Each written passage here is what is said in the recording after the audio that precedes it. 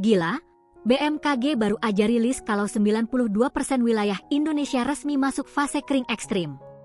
Tapi tahu nggak, kenapa cuaca panas kayak gini justru bikin jemuran kamu makin sering hilang sebelah? Jawabannya bukan karena angin atau maling, tapi ada hubungannya sama fenomena sains yang lebih brutal dari yang lo bayangin. Lo pasti pikir musim kemarau itu biasa, kan? Tapi yang sekarang beda. Ini bukan sekadar kemarau biasa. Ini fase kering ekstrim yang dipicu oleh fenomena global. Selama ini kita anggap cuaca panas cuma karena matahari lagi galak, padahal ada mekanisme raksasa di Pasifik yang mengatur semuanya tanpa kita sadari. Fakta utamanya, fenomena ini namanya El Nino. Saat El Nino terjadi, suhu permukaan laut di Pasifik tengah memanas di atas normal. Akibatnya, awan-awan pembawa hujan bergeser menjauh dari Indonesia, bikin wilayah kita kekeringan. BMKG nyatain 92% area terdampak, ini hampir seluruh negeri, bro. El Nino bukan nama keren dari Spanyol doang. Istilah ini udah dipakai nelayan Peru sejak abad ke-17 buat menyebut arus laut hangat yang muncul pas Natal.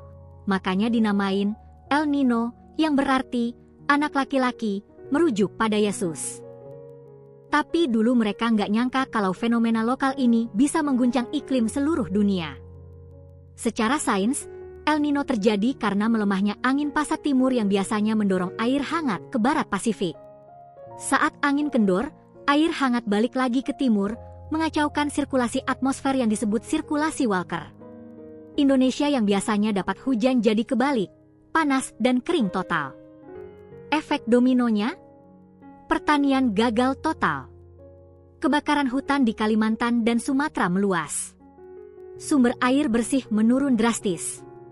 Bahkan, kasus demam berdarah bisa naik karena penampungan air jadi tempat nyamuk berkembang biak. Satu fenomena global memicu rentetan bencana di seluruh negeri. Mitos terbesar yang beredar, cuaca kayak gini pasti karena global warming doang. Banyak yang langsung menyalahkan perubahan iklim, padahal El Nino adalah siklus alami yang udah ada ribuan tahun.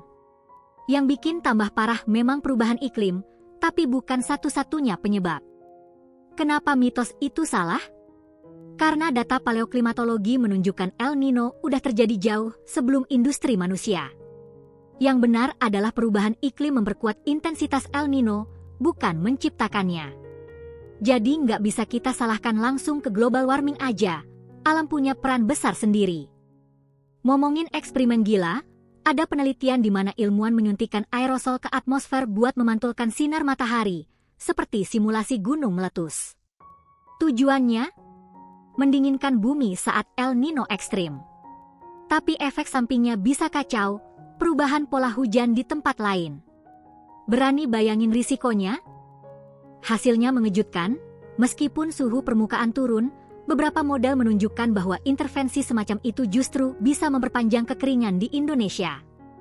Karena redistribusi panas yang nggak merata. Jadi, obat yang satu ini mungkin bikin penyakit lain tambah parah. Fakta aneh lain, saat El Nino, ada wilayah di Indonesia yang justru kebal, misalnya sebagian Sulawesi dan Maluku. Kenapa?